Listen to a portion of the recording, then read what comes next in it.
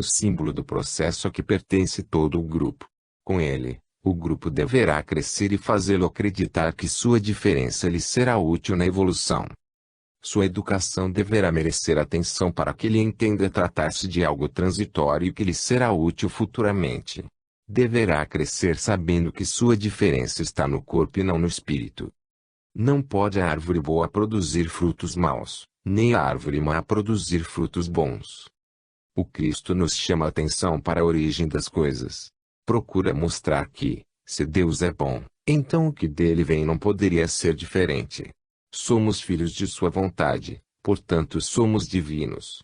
Por mais vil que o ser humano possa vir a ser em algum de seus atos, deveremos lembrar que, em sua essência, ele é filho de Deus. Muitos aparentam, em face de viver num mundo de personas, o que não são, escondendo-se por detrás da máscara social. Sabemos que o espírito se protege no corpo, muito embora se aprisione temporariamente nele, jamais deixará de ser quem é e de expressar, mesmo que sutilmente, sua verdadeira natureza divina. Por detrás do corpo defeituoso há alguém que deseja ser feliz, mesmo sabendo dos equívocos cometidos. Quem o recebe como pai ou mãe deve entender sua responsabilidade em auxiliá-lo a alcançar seus anseios. Será a felicidade de todos que com ele convivem. Quando nos deparamos com um filho deficiente, não é difícil de se acreditar que ali está um ser defeituoso. Pensamos que o defeito do corpo é do espírito.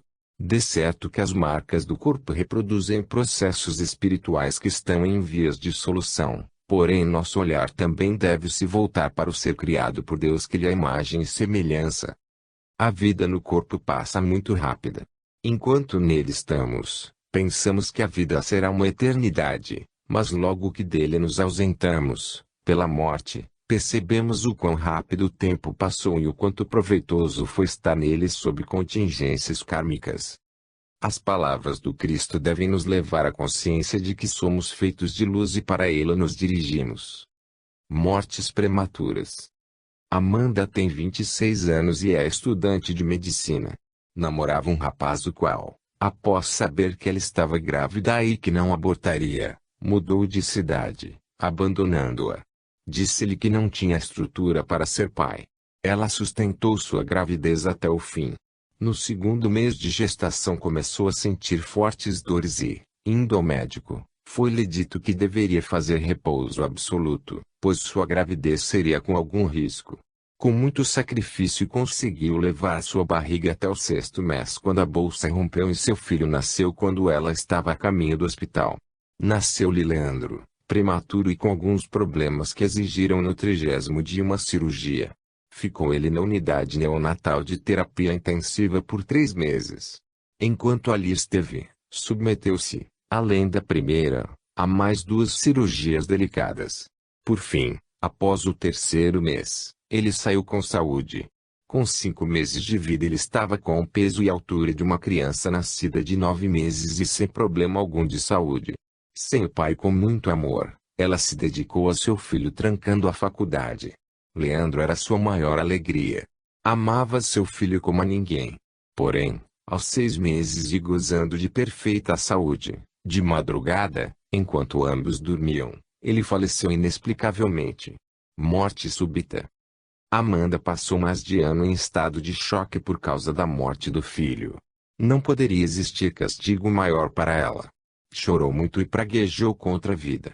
Preferia morrer a suportar aquela expiação. Foi difícil para ela aceitar a morte do filho querido. Após se refazer, desejava a qualquer custo que lhe voltasse. Ao conhecer o espiritismo, decidiu procurar seu ex-namorado, que foi comunicado do fato, para que, através de uma nova união, seu filho reencarnasse. Estava com esse propósito, mesmo sabendo que nem sempre é o mesmo espírito que retorna logo após a desencarnação. A morte é sempre um evento traumático que promove profundo impacto na psique em face de sua imortalidade. Ela contraria a certeza interna que todos temos da imortalidade do ser e de sua individualidade. O espírito, enquanto se encontra nos estágios iniciais da evolução, estará sujeito aos ciclos de nascimento e morte, os quais o farão entender a dialética da vida. O psiquismo é estruturado no paradigma que o faz entender o mundo a partir de opostos que devem ser conciliados.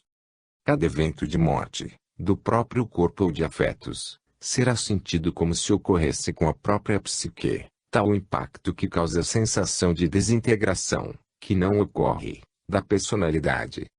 A maternidade, nos seus estágios iniciais, promove uma identificação muito grande entre mãe e filho, na qual ela projeta todas as suas esperanças e expectativas, nem sempre conseguindo distinguir-se dele. Qualquer agressão a ele, ela sentirá na própria pele e reagirá com força maior do que lhe foi atingido. Sua psique sofre significativa alteração face ao predomínio do arquétipo materno que atuará, fazendo com que ela se sinta como Deus. A morte de um filho significa a perda dessa artificial condição, a qual colocava a mulher em situação privilegiada, difícil de se abdicar. A consciência da imortalidade da alma promove um alívio a essa psique que, embora perdendo seu status de Deus, conquista sua consciência de integridade. O psiquismo materno, do período pré-gestacional até os primeiros anos de vida da criança, se estrutura para o primordial arquétipo, cuja capacidade de domínio sobre o indivíduo é maior do que ele imagina. O fenômeno da morte de um filho deve levar seus pais a modificar seus conceitos sobre Deus, entendendo que sua natureza é diferente da humana e que razões maiores, baseadas no amor, o fizeram promover a desencarnação de uma criança.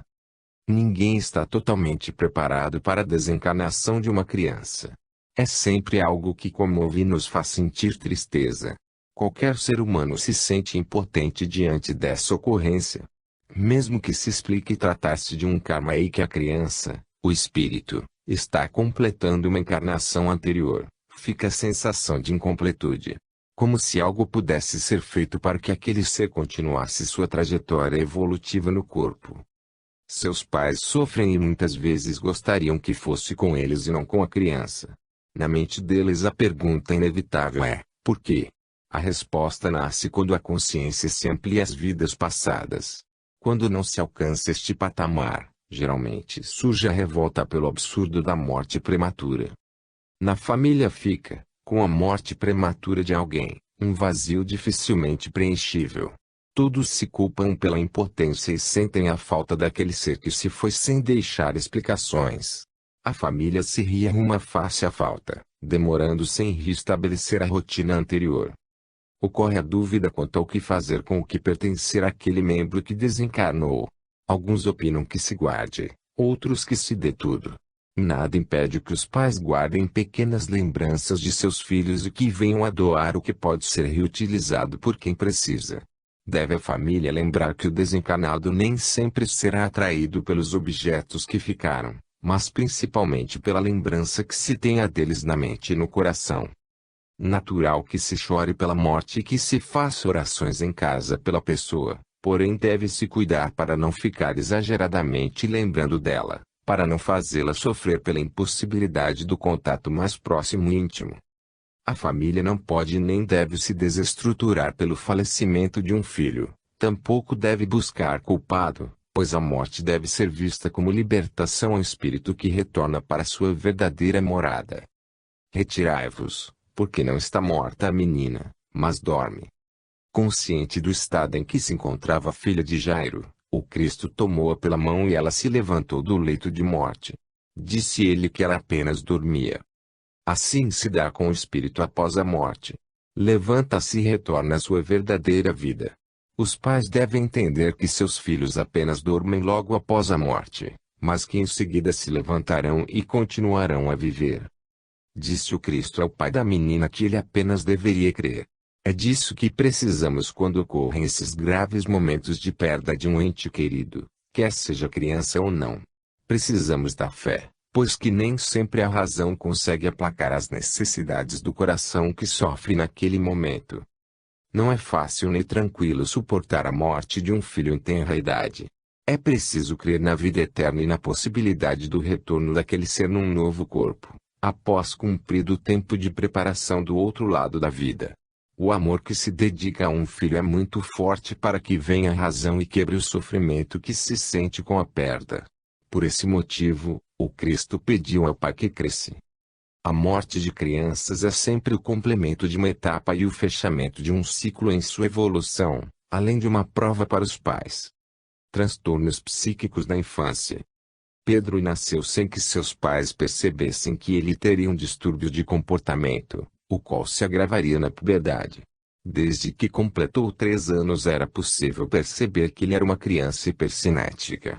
Não conseguia se deter numa coisa. Estava sempre em movimento. Pegava algo para brincar e logo largava a fim de alcançar outra coisa. Era, muitas vezes, agressivo com as pessoas. Não atendia aos reclamos dos pais nem costumava aceitar castigos. Às vezes, chorava quando era repreendido, mas logo parava o choro para iniciar nova traquinagem. Com 5 anos teve sua primeira crise convulsiva.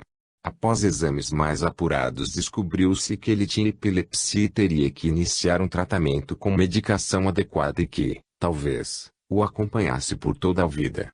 Graças à medicação, suas crises puderam ser controladas, as quais, às vezes, chegavam ao número de 10 num dia. Mereceu por parte dos pais uma educação especial, pois não se adaptou à escola comum. Não só não se concentrava como também perturbava seus colegas. Chegava até a agredir aqueles coleguinhas que se opusessem a ele no que queria fazer. Mesmo com tratamento médico e psicológico, os pais não conseguiram a cura para o filho. Especialistas afirmavam que o caso dele merecia acompanhamento diário e que não poderiam garantir a cura. Por causa de sua dificuldade de concentração só foi alfabetizado aos 9 anos e não evoluiu nos estudos. Após contato com o espiritismo, seu pai o levou a um centro espírita no qual passou a tomar passes e receber orientação espírita adequada. Esteve indo ao centro por 8 meses, período no qual viveu sua melhor fase. Seus pais interromperam o tratamento a que vinha sendo submetido. Hoje ele tem 13 anos e continua com os mesmos problemas da infância, muito embora tenha consciência de tudo e converse com uma lógica, às vezes, superior ao senso comum. Possui um déficit intelectual, mas não cognitivo. Tem períodos de euforia e de depressão, mas não tem dificuldade de socializar-se. Obedece apenas a si mesmo e costuma imprecar contra os pais e parentes mais próximos. Às vezes, coloca ideias fixas na cabeça das quais não se afasta muito facilmente. Nunca apresentou tendências suicidas nem atentatórias à vida e à integridade de alguém, muito embora costumasse xingar as pessoas. Mostra-se carinhoso com outras, geralmente quando delas pretende obter algo. É muito higiênico e tem senso de pertencimento adequado. Tem boa memória e gosta de surpreender as pessoas com citações antigas que alguma vez ouviu e ele não esqueceu. Quando quer, sabe ser afetivo.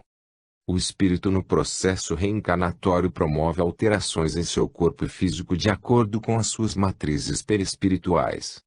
Da mesma forma, seu psiquismo também promoverá alterações no aparelho cerebral de acordo com os processos mentais que o formam. Independente das alterações genéticas ou não, a psique do reencarnante já vem com suas características de funcionamento por conta de seus padrões de pensar e sentir construídos nas diversas encarnações. Um problema psicológico não é apenas fruto do meio ou de influências da infância, ou até do parto, como querem alguns. Ele decorre da própria individualidade que assim se constitui até que se decida por transformar-se. A mente humana é a matéria-prima de Deus que inventou para que fosse capaz de apreender suas leis na sua trajetória evolutiva. Ela é suscetível a diversas influências e flexível ao desejo de autotransformar-se. A ajuda que poderá receber, funcionará como catalisadora desse processo de transformação. O psiquismo de uma criança se encontra numa fase na qual as influências dos pais serão marcantes e poderão contribuir sobremaneira àquele processo de transformação. Alguns, portadores de distúrbios, são espíritos que trazem processos psicológicos que necessitam de encaminhamento adequado com base no amor e na paciência. O trabalho educativo dos pais ativará núcleos no inconsciente, cujo conteúdo é de esperança, força, capacidade de superação, equilíbrio e amorosidade. É fundamental que os pais busquem atingir aqueles núcleos do inconsciente. Toda a psicologia humana se baseia na vontade de realização pessoal e esta deve ser sempre evocada ao espírito. Os transtornos psíquicos que ocorrem na infância geralmente dizem respeito à linguagem, às habilidades espaço-visuais e à coordenação motora. Aqueles que se referem ao desenvolvimento da fala e da linguagem se acompanham com frequência de problemas associados, tais como dificuldades da leitura e da soletração, dislalia, lalação, disfasia, afasia, perturbação das relações interpessoais, transtornos emocionais e transtornos comportamentais. Inclui-se também como transtorno a frequência nas dificuldades de aprendizagem escolar com repetência constante em matérias específicas e perda de ano. Há também um grupo de transtornos, chamados de hipercinéticos, que envolve a falta de perseverança nas atividades que exigem um envolvimento cognitivo e uma tendência a passar de uma atividade a outra sem acabar a anterior, associadas a uma atividade global desorganizada, descoordenada e excessiva. Geralmente as crianças hipercinéticas são imprudentes, impulsivas, impopulares, sujeitas a acidentes, com problemas disciplinares, desinibidas e sem reservas com adultos. Muitas vezes, os pais não conseguem perceber quando esses sintomas se iniciam e adiam o tratamento psicológico adequado. Têm um olhar idealizado sobre os filhos que lhes impedem de perceber alguns sintomas típicos dos transtornos psíquicos. Poderia melhor observá-los se aprendessem a vê-los como espíritos que são e que como tal trazem suas características das personalidades vividas em outras encarnações. Têm aparência frágil, mas são tão fortes quanto seus pais. Seria de bom alvitre que os pais buscassem ajuda especializada ao menor sinal de transtorno em seus filhos, a fim de que velhos problemas possam ser resolvidos sem que se tornem crônicos. As fobias são medos que se caracterizam pela maior intensidade emocional e pelo incômodo que causam às pessoas que lhes sofrem as consequências. Podem ocorrer na infância como também na vida adulta, sendo mais raro na adolescência. Seus sintomas se assemelham ao medo comum, porém provocam uma reação de intenso estresse e dificuldade em prosseguir sem que ele passe. Costuma-se fazer acompanhar de sudorese, taquicardia e midríase. Quando ocorrem na infância trazem grande preocupação aos pais, visto que nem sempre se encontram justificativas para que a criança apresente aqueles sintomas. Os pais devem observar no comportamento da criança se ela arredia algum tipo de evento ou se tem o hábito de ficar só num mesmo ambiente sem estar brincando. As crianças nem sempre se sentem à vontade para falar de suas fobias, pois lhes trazem medo. Pensam que, ao falar, estarão na iminência de provocá-las. Devem os pais aprender a conversar com as crianças falando para eles de seus próprios medos infantis. As fobias podem se acentuar quanto mais a criança passe muito tempo só, sem a companhia de adultos.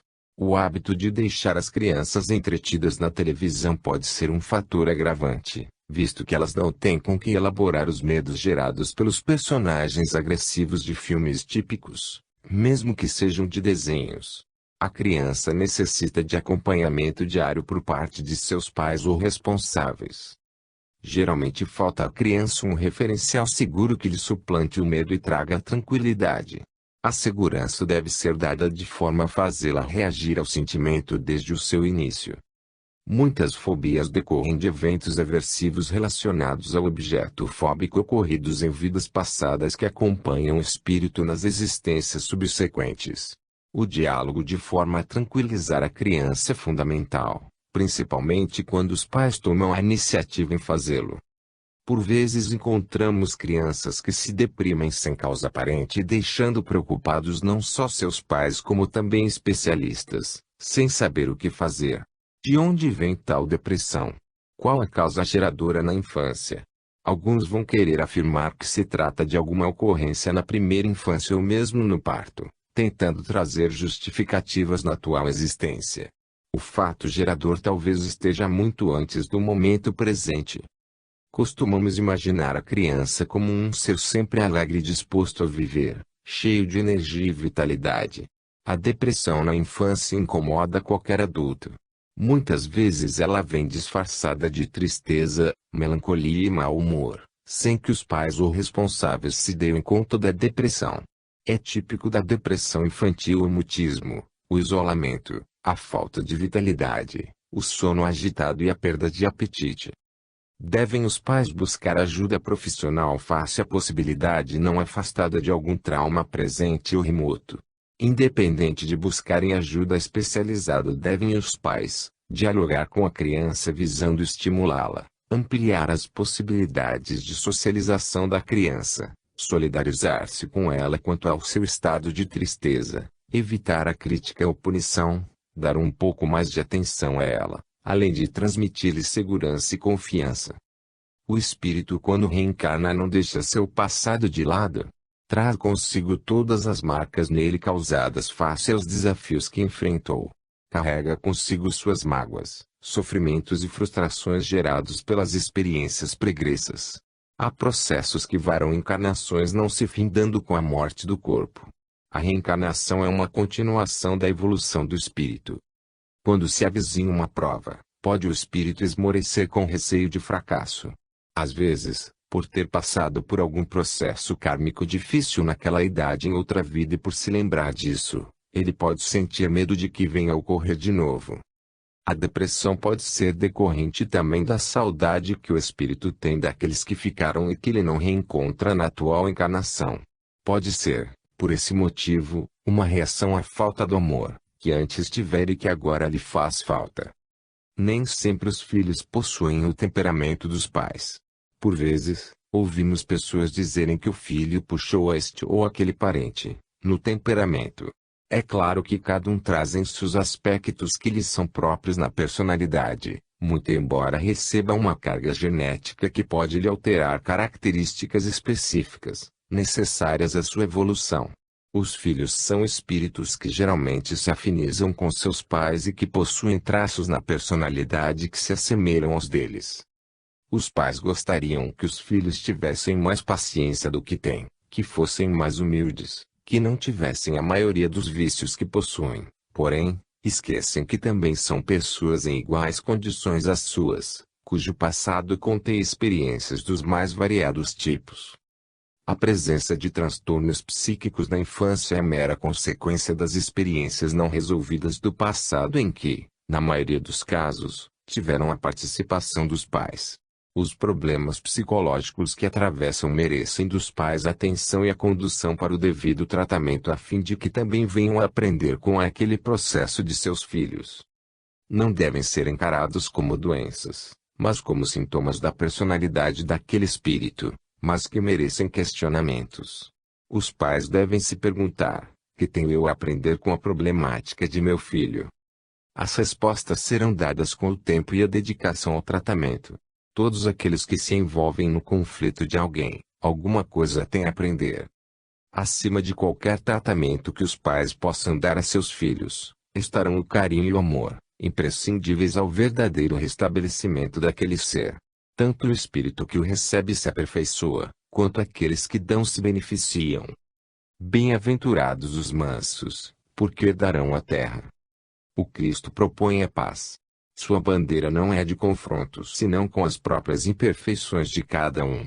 Oferece a terra àqueles que se mostrarem mansos. A terra é o chão, a base sobre a qual se assenta o mundo. O estado de paz proporciona a base e a segurança necessárias para se viver no mundo. O encontro consigo mesmo só é possível quando o indivíduo se encontra em paz. Nesse sentido, a harmonia doméstica é fundamental para que aqueles espíritos que retornam à reencarnação com algum tipo de perturbação encontrem condições de reequilíbrio.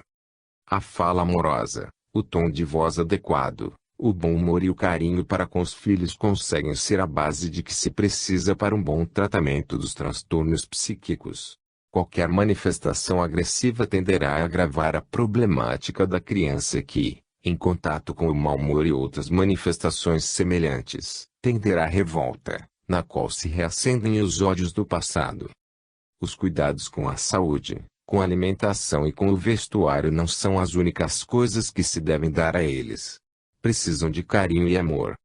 Pais ansiosos promovem filhos ansiosos. Pais agressivos ensinam agressividade na vida. Pais amorosos fomentam amorosidade. Obsessão na infância e na adolescência.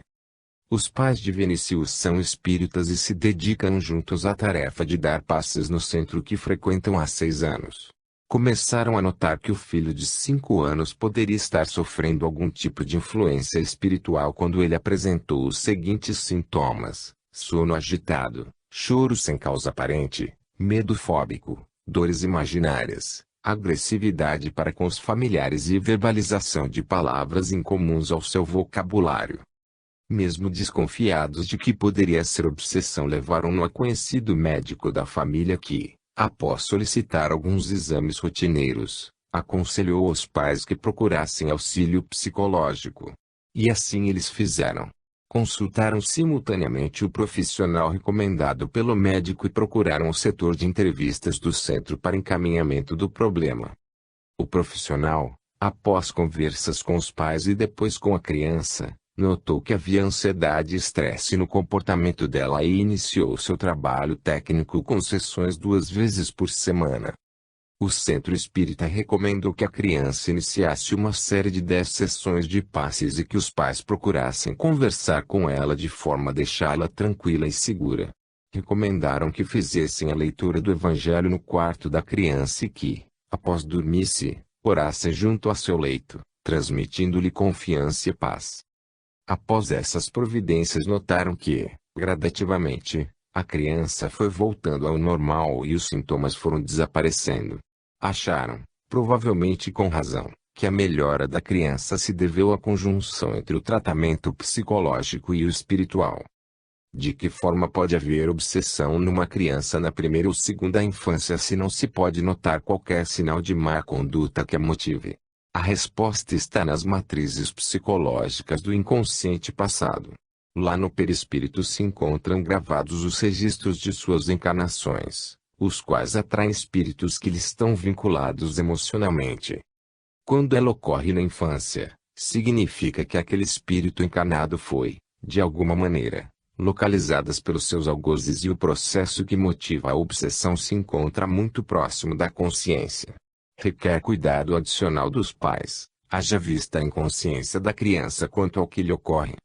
Independente do tratamento médico, psicológico e espiritual que o problema pode requerer, devem os pais trabalhar na consciência da criança ensinando-lhe a respeito do valor do perdão e da necessidade dela aprender a amar. Durante o sono, o inconsciente está mais acessível por parte do espírito, visto que a barreira do corpo lhe é suprimida. No momento em que a criança dorme, os pais, ao orarem por ela, proporcionarão que receba vibrações, as quais lhe serão favoráveis nos processos aversivos em que estiver envolvida. Mesmo estando num corpo infantil, o espírito estará sujeito às contingências obsessivas que porventura ocorram, mas contará com a ajuda de benfeitores espirituais e de seus pais a fim de diminuir o impacto em sua nova personalidade. A cada encarnação o espírito estrutura uma nova personalidade, pois um novo ego se formou.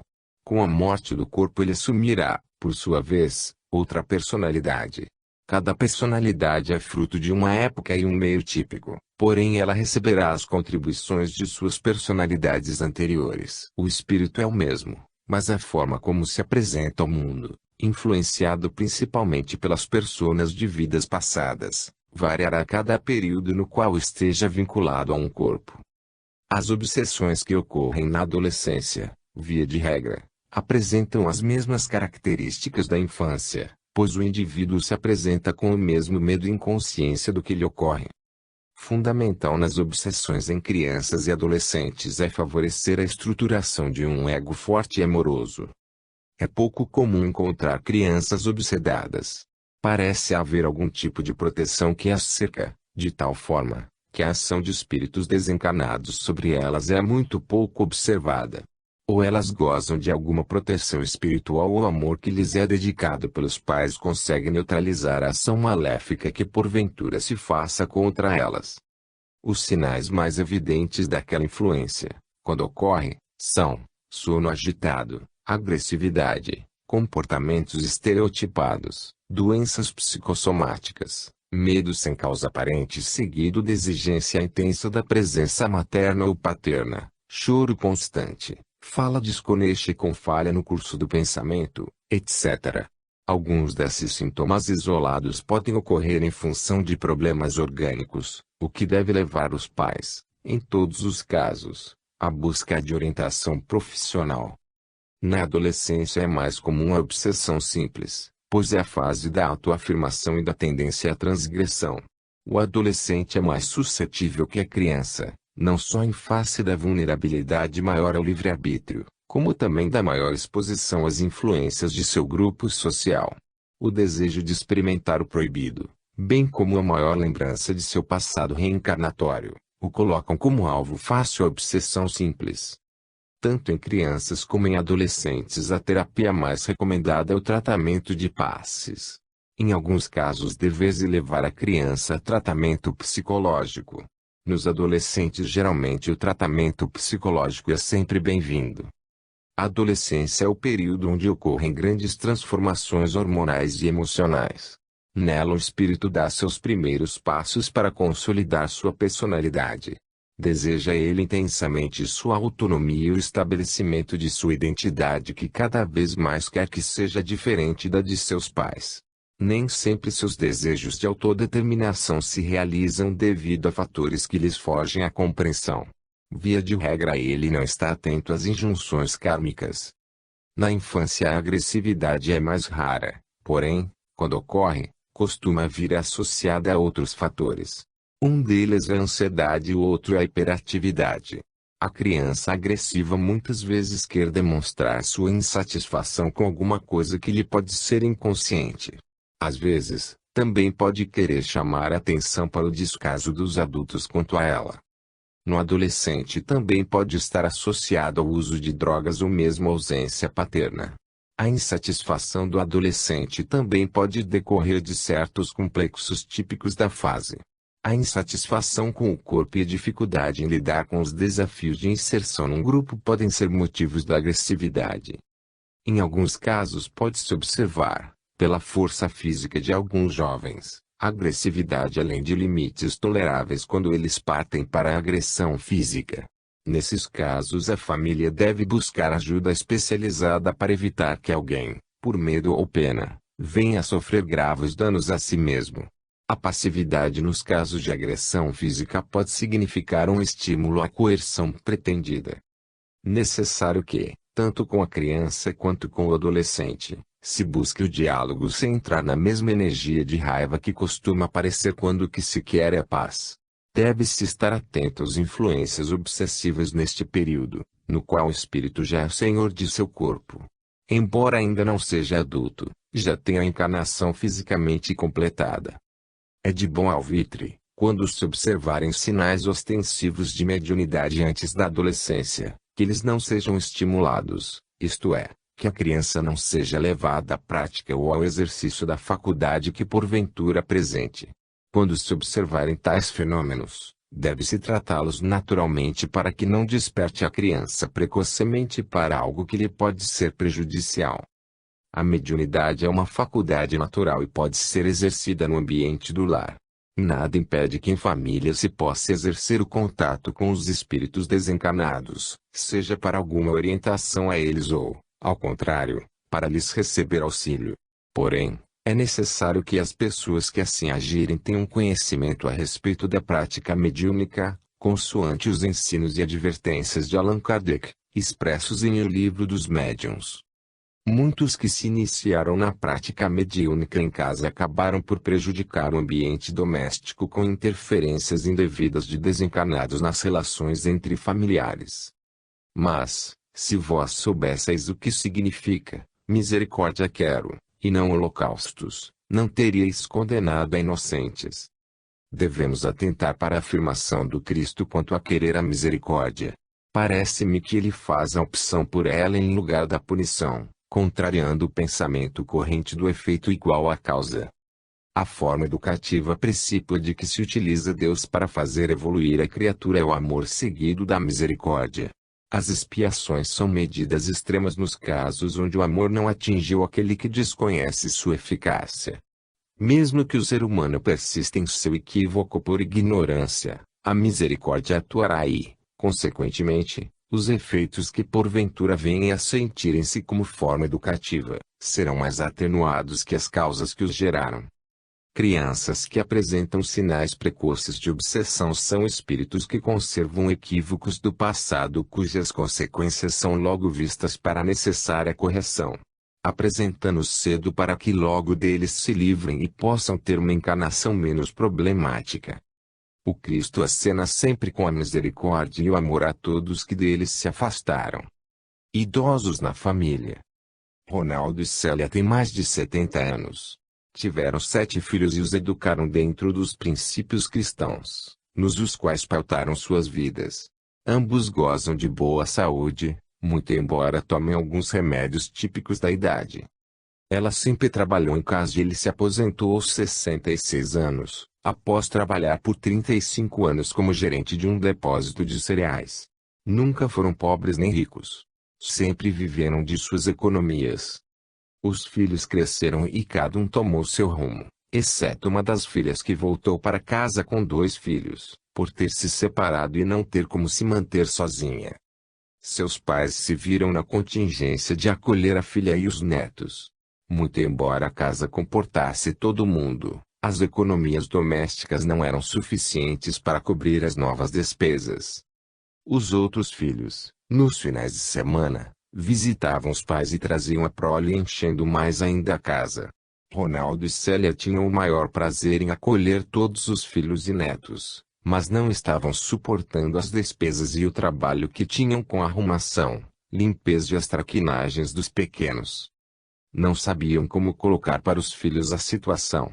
Dos 7 filhos, 2 eram mulheres que, acostumadas ao hábito materno de ir para a cozinha, pouco ajudavam. As nuras, sob o pretexto de não invadirem o espaço da sogra, também não colaboravam muito. As queixas se limitavam de um para o outro. Muitas vezes ele reclamava com ela pelo fato dos filhos não lhe darem atenção. Dizia que eles só se preocupavam com o que comer. Às vezes, fingia que não estava se sentindo bem para que os filhos não fossem e poupassem a mulher de tanto trabalho. Sentia-se relegado ao abandono pelos filhos, mesmo lhes recebendo visitas semanais. A psique do idoso se encontra num nível de saturação psíquica que necessita de alívio constante por parte daqueles que lhes assistem. Os processos psicológicos em que se envolveu durante sua encarnação, os quais geraram repressões e tensões dos mais diversos tipos, sobrecarregaram a psique, que precisa de tranquilidade e descanso para suportar uma desencarnação menos traumática possível, do ponto de vista psicológico. O ego se encontra de tal forma enrijecido em seus procedimentos e padrões cristalizados ao longo da vida, que se torna quase impossível qualquer mudança ou transformação efetiva.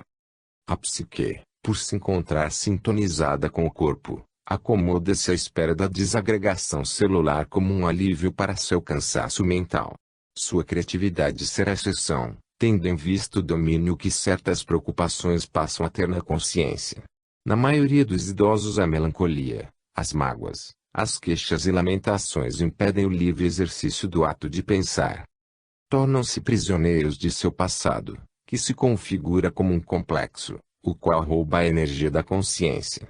Vive envolvido em suas lembranças tendo em vista o desinteresse pelo momento que vive e pelo pouco caso que as pessoas demonstram, na maioria das vezes, para com eles. A sombra, via de regra, poderá ser adequadamente assumida, caso uma de suas personas não lhe tenha tomado demasiadamente a consciência. Para que a velhice não lhe venha a ser um peso e a consciência não se sobrecarregue com preocupações desnecessárias, devem os filhos assumir o lugar de pai e mãe deles, quando necessitem, provendo-lhes do melhor que puderem. Ao chegar à idade do corpo físico no qual o espírito se considera e é chamado de idoso, ele se coloca geralmente numa postura de quem pretende ser atendido em suas necessidades e reconhecido em seus valores. Nem sempre isso ocorre em família, pois geralmente cada pessoa está preocupada consigo e com seu próprio futuro. A maioria acha que o idoso já viveu o que tinha que viver. Às vezes, pode-se encontrar filhos que desprezam seus pais quando eles alcançam aquele estágio de vida. O reconhecimento que se pode atribuir ao idoso geralmente é deslocado para seus filhos ou seus descendentes. Ele geralmente é relegado a um plano no qual não restam alternativas senão esperar a morte. Pelo acúmulo de conteúdos inconscientes, o idoso é alguém que geralmente possui muito a desabafar. Nem sempre, porém, ele encontra interlocutor. Por esse motivo prefere, às vezes, falar sozinho ou viver de suas recordações. A família deve ter um cuidado especial quanto ao idoso. Abandoná-lo ou colocá-lo num asilo quando se possa cuidar dele é faltar com a caridade. Nossos pais idosos são espelhos de nosso futuro. Merecem, mesmo que não tenham conseguido corresponder a isso, todo o nosso respeito e cuidados possíveis. Trata-se de um espírito que está na iminência de retornar à sua verdadeira morada e necessita, para isso, de tranquilidade e paz. Quanto mais favorecermos seu estado psíquico de tranquilidade e harmonia, melhor será para ele seu retorno e para os que ficaram. Seu bom estado na idade de idoso, como também após seu desencarne, permitirá a emanação de vibrações benéficas a todos no ambiente da casa. Os cuidados que um idoso requer, os quais de certa forma podem parecer penosos para alguns, possibilitam a quem lhe é responsável o exercício da paciência e da tolerância. Mesmo que o idoso seja mal agradecido, não reconhecendo o que façam, valem a pena os esforços em lhe dispensar cuidados. Devem os filhos tudo fazer para tornar a vida do idoso mais agradável, proporcionando-lhe satisfação e alegrias para que cumpra a sua encarnação e o que lhe resta dela sem tristezas ou depressões. Os filhos têm o dever de amparar seus pais na velhice sem lhes cobrar nada, mesmo que não tenham sido bons pais. A terceira idade é assim chamada quando as pessoas ultrapassam aproximadamente os 65 anos e já não têm os mesmos compromissos típicos das idades anteriores, como trabalho, educação de filhos, busca de identidade pessoal, dentre outros. Geralmente estão buscando usufruir o que conquistaram até então. Não raro, encontramos casais, os quais com o passar dos anos de convivência, apresentam uma certa hostilidade incompreensível para aqueles que não lhes conhecem a intimidade. Mágoas e raivas acumuladas por muitos anos, em dado período afloram, como se toda a vida do casal tivesse aquele formato contencioso. Parece que todas as insatisfações da vida são descarregadas do outro. Evitam-se, não se cumprimentam ou fazem friamente, dormem em camas ou quartos separados, falam mal um do outro para terceiros, reprisam antigas acusações, guardam velhas mágoas, acreditam que o outro o controla, culpam um ao outro pelos insucessos dos filhos, descarregam a sombra pessoal no outro, enfim, o outro é seu inferno e sua desdita. Muitas vezes as causas se somam e não se devem apenas a um fato isolado. Uma ocorrência pode ser apenas a gota d'água. Às vezes, o casal envolve os filhos na contenda buscando, um e outro, aliados em suas reclamações para fazer valer as alegações contra o cônjuge. Às vezes, os filhos não sabem o que fazer. Tentam contemporizar para evitar um mal maior. Seus pais se odeiam e eles não sabem como agir. Por vezes, inadequadamente, evitam até visita à casa dos pais para não presenciar brigas ou ouvir lamentações repetitivas que já não suportam mais. Quando são espíritas pensam em obsessão. Outros pensam que é esclerose, buscando, quando não esquecem os pais, na maioria dos casos, auxílio médico e espiritual. A terceira idade, que deveria ser a melhor idade, torna-se o pior da idade. Muitos filhos não têm paciência com seus pais idosos. Acham que a conversa deles não é mais agradável e que não vivem mais a realidade. Dizem que o tempo deles já passou. Não lhes dão ouvidos às ponderações por achá-las ultrapassadas. Nem sempre lhes abraçam ou beijam-lhes em cumprimento ou em momentos diários. Talvez achem que eles não precisam de carinho ou atenção. Quando adoecem, deixam que apenas um dos filhos, aquele que tem mais jeito, tome conta. Nem sempre querem levá-los ao médico. Dizem que não têm tempo, pois são muito ocupados. Pobres pais cujos filhos não lhes dão atenção nem lhe retribuem o que receberam na vida. Pobres filhos que assim agem. Tolerância, paciência e amor, eis o que precisa o idoso, assim como qualquer ser humano. Hoje se cumpriu a escritura que acabais de ouvir. Ao proferir essas palavras, o Cristo demonstrava ter consciência plena de suas responsabilidades e de sua missão entre aquelas pessoas. Sua sabedoria transcendia o lugar comum daqueles que ali estavam lhe ouvindo. Era mestre e obteve respeito dos outros pelo que falava e fazia. Aquele respeito obteve por si mesmo, pelo que era e por sua vida, embora jovem, dedicada ao trabalho e à pregação das leis de Deus. Os mais velhos, não só pelos cabelos brancos, mas pela experiência de vida e pela proximidade da morte, possuem natural sabedoria. Merecem sempre respeito. Nossos pais merecem respeito pelo exercício do viver, pelo amor que dedicam a seus filhos, pelo silêncio que sabem fazer, pela renúncia de que são e foram capazes e pela alegria íntima que sentem quando veem seus filhos felizes. Quando, porventura, aqueles que entrarem numa família, no papel de enteado, genro, nora, cunhado ou outro qualquer, e participem de sua convivência, é de bom alvitre que lhe respeite as opiniões, não apontando qualquer defeito. O novo integrante que chega deve respeitar quem lutou e trabalhou pela existência daquela família. Todos que se sintam com autoridade e com conhecimentos além daqueles que a maioria possui, têm o dever de demonstrá-los nas atitudes e na humildade no convívio. Quem sabe mais deve tolerar quem sabe menos. Quem ama mais deve perdoar quem ama menos. O idoso merece, quando seu momento chegar, a melhor desencarnação possível. E nunca deve ter antecipadas sob pretexto algum. Adoção. Lívia é uma criança muito ativa e cativante. Tem o hábito de prestar atenção às pessoas à sua volta e conversar naturalmente com elas, mesmo que sejam estranhas. Caso alguém a abrace, ela retribui afetuosamente. Tem 8 anos e mora com os pais adotivos. Eles têm mais 3 filhas adolescentes. Ela foi adotada com 3 meses quando a irmã da mãe adotiva, desequilibrada mentalmente, recusou-se a cuidar da criança em pleno surto psicótico. A criança nasceu prematuramente no hospital psiquiátrico onde a mãe era interna até antes de morrer, quando a filha, a quem ela não amamentou nem cuidou, fez 1 ano de idade. Condoída, a mãe adotiva a tomou legalmente para morar com ela. Facilmente a criança foi aceita na família, inclusive por insistência do pai adotivo e da filha mais nova.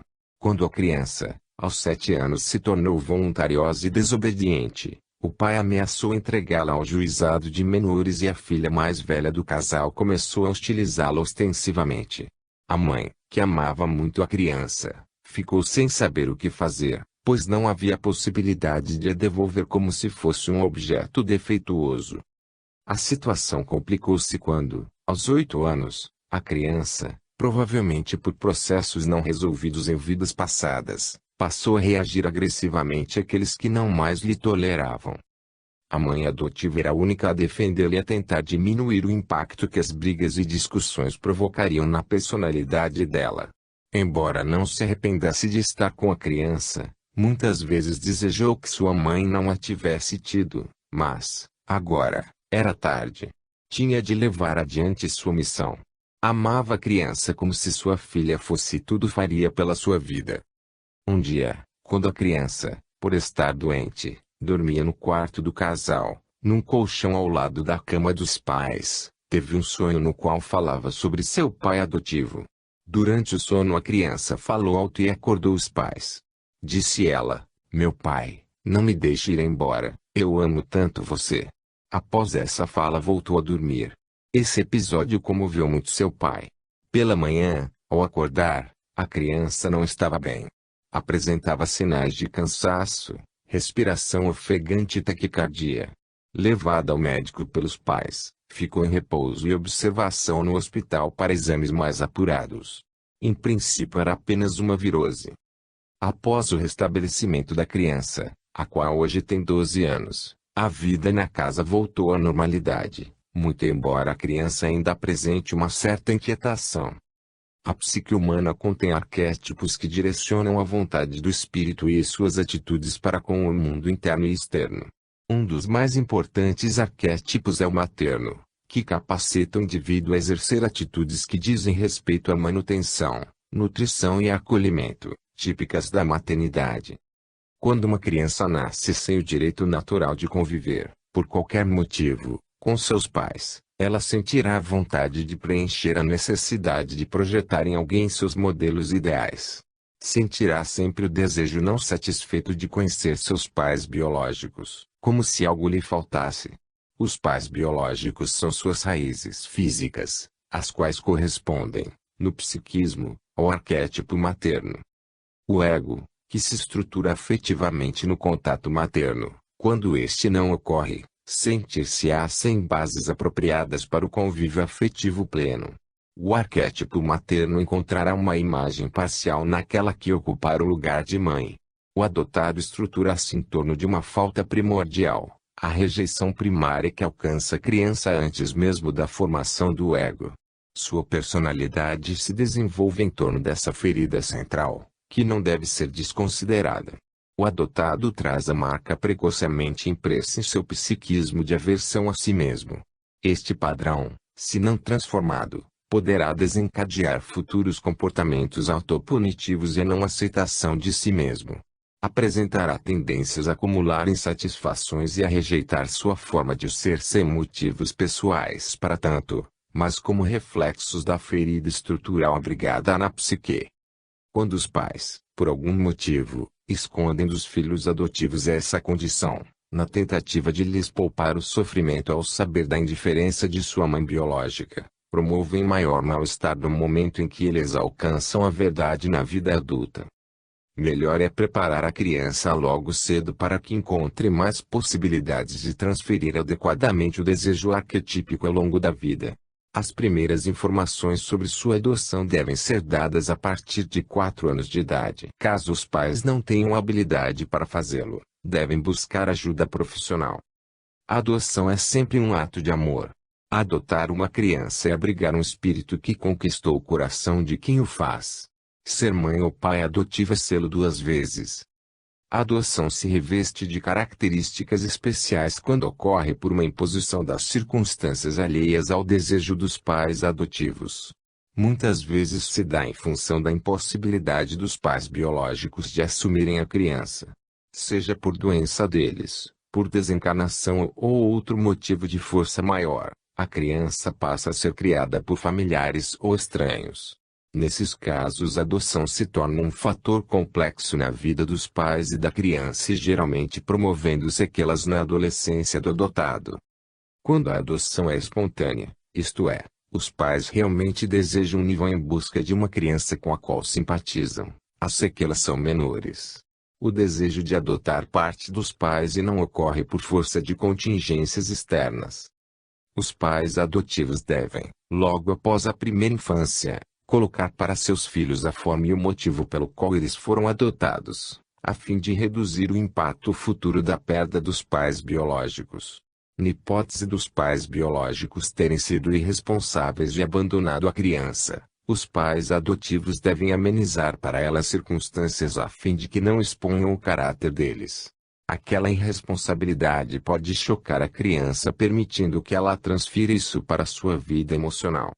Quando os pais adotivos conhecem e sabem como localizar os pais biológicos, devem favorecer em alguma época o reencontro deles com a criança.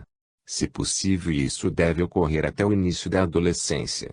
Mágoas devem ser curadas e raivas trabalhadas para que a felicidade possa reinar entre todos. A convivência do filho adotado com os filhos biológicos de um casal nem sempre é harmônica. Muitas vezes os próprios pais adotivos promovem a diferença no tratamento. Essa diferença no tratamento, às vezes, é feita de forma inconsciente quando a adoção foi motivada por circunstâncias alheias ao coração de quem adotou. Na maioria dos casos, os pais adotivos, principalmente a mãe, não permitem que a criança se aproxime dos pais biológicos. Não só temem algum dano à criança, como também reações inconsequentes por parte dos pais biológicos em querer reavê-la. O adotado geralmente vai querer saber, preferencialmente da própria mãe ou pai biológico, os motivos pelos quais ele foi abandonado. Quando os pais adotivos não colocarem razões plausíveis para os pais biológicos o terem abandonado, ele poderá adquirir um sentimento de mágoa para com eles.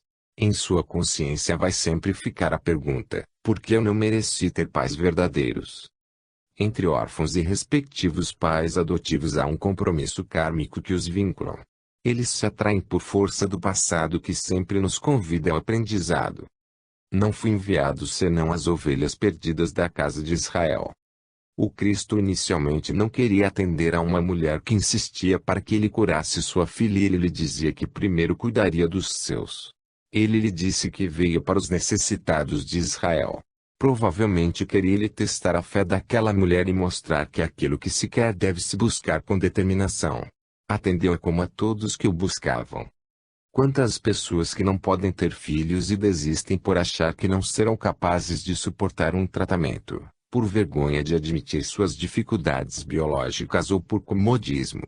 Dispensam a busca pela maternidade e paternidade como se estivessem recebendo um castigo de Deus. A dificuldade existe para ser vencida, pois é na tentativa de superação que o espírito irá aprender o que a vida quis lhe ensinar com aquela impossibilidade física. Mesmo que não consigam ter filhos biológicos, poderá tê-los pela adoção. Os pais de adotados o são duas vezes, pois colocam no coração o filho que não geraram. A adoção não deve ser utilizada como justificativa para culpas que porventura existam na consciência dos pais. Deve ser sempre um ato maduro e consciente. O amor deve sempre falar mais alto. Dizer que veio para as ovelhas perdidas de Israel pode significar que devemos atender primeiramente aqueles que mais precisam, pois a caridade para com os seus é fortalecimento de vínculo familiar. A caridade para com o próximo desconhecido e carente é amor à humanidade.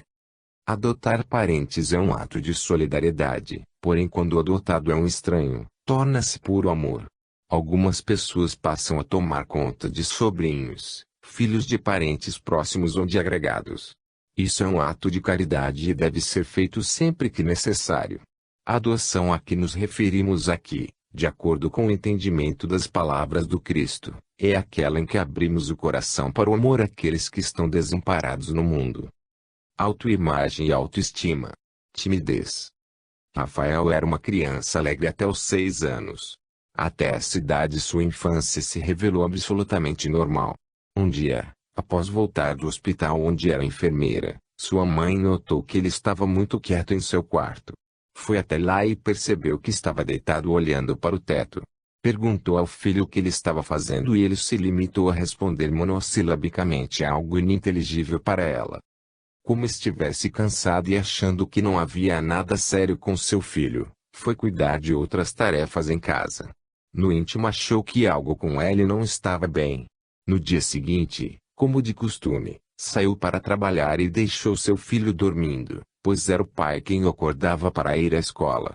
Na escola, seu comportamento não foi considerado anormal pelos professores. À noite, novamente vê o filho no mesmo mutismo e resolve tomar uma providência. Chama o marido e se põe a conversar com ele que lhes responde às perguntas num misto de medo, ansiedade e ausência da realidade. Durante a conversa com os pais o pequeno Rafael adormece deixando-os, principalmente a mãe, extremamente preocupados. Ela não vai ao trabalho no dia seguinte e leva a criança ao médico que o encaminha a um especialista, o qual diagnostica mutismo seletivo com indícios de esquizofrenia. Rafael permanece até hoje com seu comportamento arredio e de pouca sociabilidade, revelando-se uma pessoa medrosa e retraída socialmente. Seu desenvolvimento intelectual foi normal, chegando a formar-se em analista de sistemas e a trabalhar. Em sua família não há registros de casos de doença mental ou de pessoas que tenham apresentado sintomas semelhantes ao dele. Na análise de seu psiquiatra, o comportamento pouco afetivo e retraído de seu pai foi desencadeador dos processos de Rafael. O ser humano nasceu para relacionar-se afetivamente. A vida isolada é uma invenção moderna e uma válvula de escape àqueles que tentam se libertar da dificuldade em dividir tempo e espaço com alguém. Quando ele apresenta uma personalidade com dificuldades em estabelecer relações afetivas, certamente é por conta de um ego inseguro e imaturo para doar-se. Afetividade implica em doação e entrega. A afetividade implica numa relação de troca com o outro, quer seja amorosa, sexual ou apenas fraternal. Quando não se consegue uma relação afetiva no campo amoroso e fraternal, descamba-se para a relação puramente sexual. Esta última, quando alienada do sentimento, sempre implica num envolvimento pobre que não leva ao crescimento. A relação afetiva deve se dar em todos os níveis, com todas as pessoas,